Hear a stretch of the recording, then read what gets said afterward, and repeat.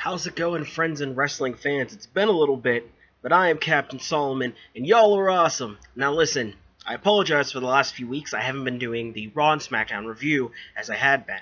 Reason being, not to dive too deep into my personal life, but I just started a new job. I'm working overnight, and I'm still trying to get used to it. Still trying to get accustomed, and just happen to be working on Mondays and Tuesdays. Like, I've gotten to recap and watch a show myself, but I didn't get to properly do a video for you guys. In the future, I'm hoping to get all the scheduling and sleeping and everything worked out so I can do videos, but we'll work with it. We'll get there, guys. But anyway, now I want to take a chance because tomorrow, because it's right now, it's very early Saturday morning. I mean, I just got home from work, but I got to do my predictions for the Elimination Chamber, which is tomorrow. I'm excited. I work, sadly, but I'll be watching it as soon as I'm done. I don't care. I'll stay up a little later into the morning just to do that. But right now, I'm home. I'm relaxed. I'm ready to do a review. I'm going to crack a cold one open with you, the boys. Yeah, let's do it. What? Did you think it was going to be beer? No, chocolate milk, guys. That's where it's at. Not sponsored by Giant Eagle, by the way. Yeah, so the beer comes later. Anyway, let's get into this right now. We'll start off with the pre-show. It's going to be Luke Gallows and Carl Anderson going against the Revival. This has been a weirdly booked little bit of matches, hasn't it? Like, it hasn't been very consistent. I wasn't even sure if they were going to keep going with it, but they are for the pre-show. I'm going to say the Revival wins it. It's not going to hurt Anderson and Gallows if they lose, I don't think, especially because, like, they're still with Finn. Like, that whole thing is still going to push them for right now, and the fans still like that as a group. So, I think the Revival are going to win. It's a pre-show match, so it's probably not going to be too exciting. I don't know if there's any other matches on the pre-show. That's the only one I have right now. But if another one comes up, I sadly won't be able to make a prediction for it. And then after that, we start with the show. I don't know the order of the matches, but I'm going to start talking about the Raw Tag Team Championship match. That's the Bar, Sheamus and Cesaro, going to be going against Titus. Whoa, what? Now listen. I would love to see Titus Worldwide pick up the win here. Apollo Crews and Titus O'Neil, I like what they've been doing, but it's clear that this is just kind of treading the water until they figure out what they're going to do for WrestleMania, which I don't even know what they're going to do. Maybe Anderson and Gallows will actually pick up the win in the pre-show, or even if they don't, maybe they'll be the team. I don't know if the Revival will actually get to be the team that go for the titles at WrestleMania, but we'll see. I'm picking the Bar to retain the titles. I don't see any reason why they wouldn't, but, who knows, man? Who knows? I doubt it, but who knows? All right, and then after that, we'll get to everybody's favorite feud going on right now. It's Bray Wyatt versus Woken Matt Hardy. Yes! Wonderful. Does anyone even care? Does it matter? Does it matter who picks it up? I got a feeling this is going to carry right into WrestleMania, too. Like, it's not done here. I want it to be done because they're not doing anything too exciting.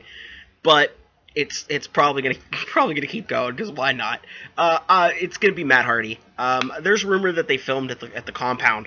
So if they filmed at the Hardy compound, like, this definitely is carrying on to WrestleMania, and there'll have to be more. I think I'm gonna pick Matt Hardy here. It doesn't mean anything, but I want Matt Hardy to win, so I'm picking it. It's kind of a 50-50 shot, in all honesty.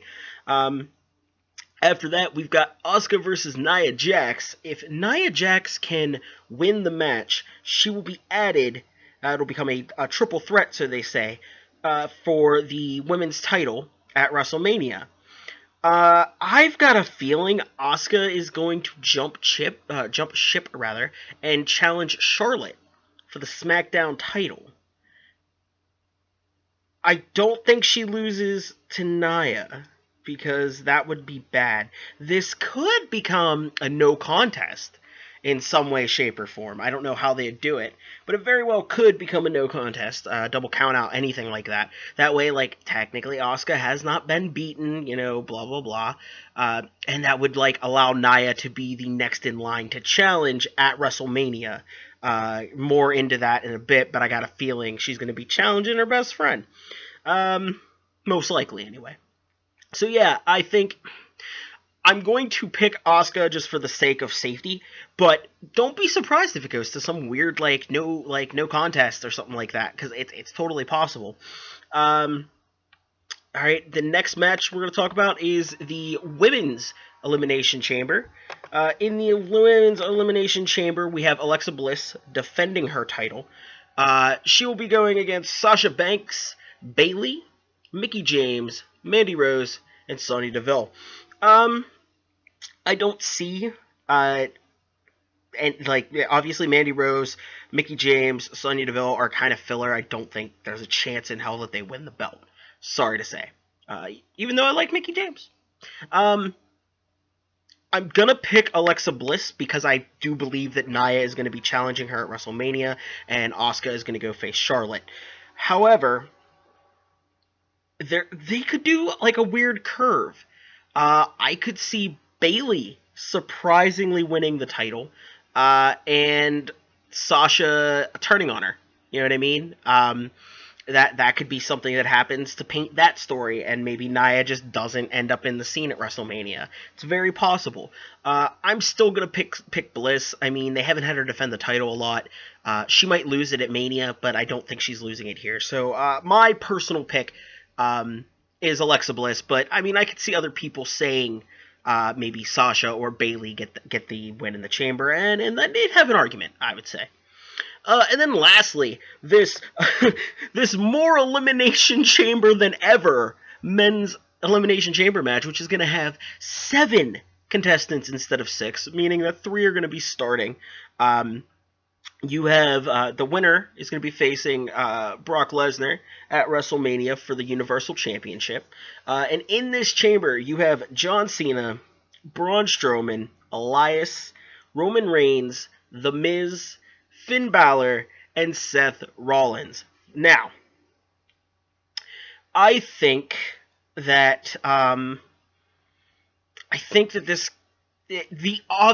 easy, obvious answer is that Roman Reigns is going to pick up the win here. Roman Reigns, it's been pretty much written on the wall for like at least a year now, that Roman Reigns was going to fight Brock Lesnar. They've been really building it up, like even the spear and the F5, nobody's been able to kick out. It only takes one of those to put somebody down.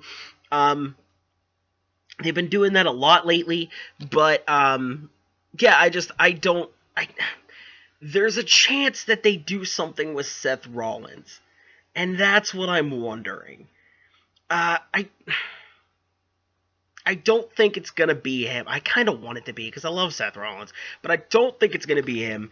I think that it is going to be Roman that picks up the win. That was a Odie's tale, by the way.